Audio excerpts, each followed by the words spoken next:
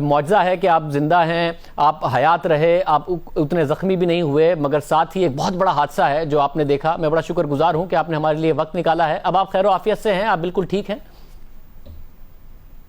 जी अल्हम्दुलिल्लाह बेहतर है। बस हाथों और पाँवों पे वो जला है जो है, टांगों पे और हाथों पे जलने का है।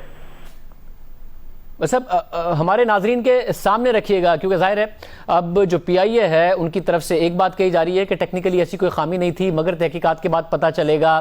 साथ ही बहुत सारी लोग बहुत सारी बातें कर रहे हैं। आप जहाज़ के अंदर मौजूद थे जब जहाज़ ने सफ़र शुरू किया, उसके बाद ये कहा गया कि जहाज़ एक दफ़ा लैंड करने जा रहा था मगर उसे वो लैंड नहीं कर सका और उसने दोबारा एक चक्कर काटा, और फिर जब वो दोबारा लैंड करने के लिए आ रहा था तो अचानक मीडिया की कॉल हुई। क्या हुआ, आपने क्या देखा एग्जैक्टली? फ्लाइट जो है चली है 1 बजे लाहौर से, और मामूल के मुताबिक जो है वो सही चल रही थी, सारी चीज़ें सही थी।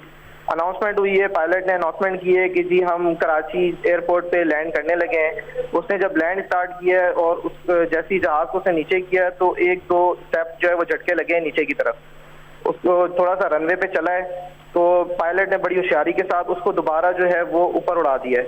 ऊपर उड़ाने के बाद लोगों ने कलमे वगैरह पढ़ने शुरू कर दिए, सूरतें वगैरह पढ़ने शुरू कर दी, दुआएं करना शुरू कर दी।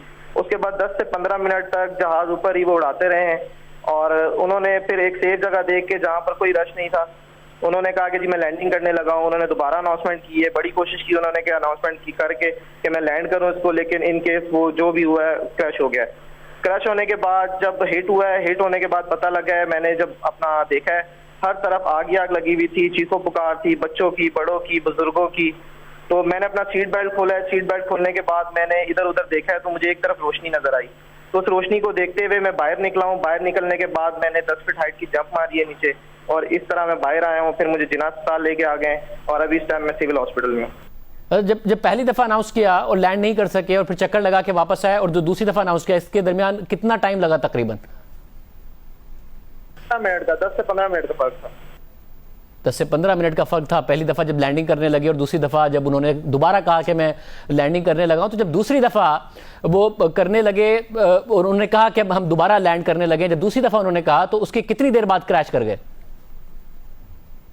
सर जब उन्होंने कहा तो उससे 2 से 3 मिनट बाद क्रैश कर गया था।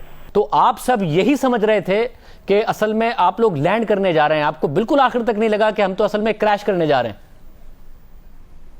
नहीं सर, नहीं पता लगा। वो जितना तरीके से वो जा रहा था, जहाँ सारी चीजें हो रही थी, तो यही था कि ये लैंड करेंगे।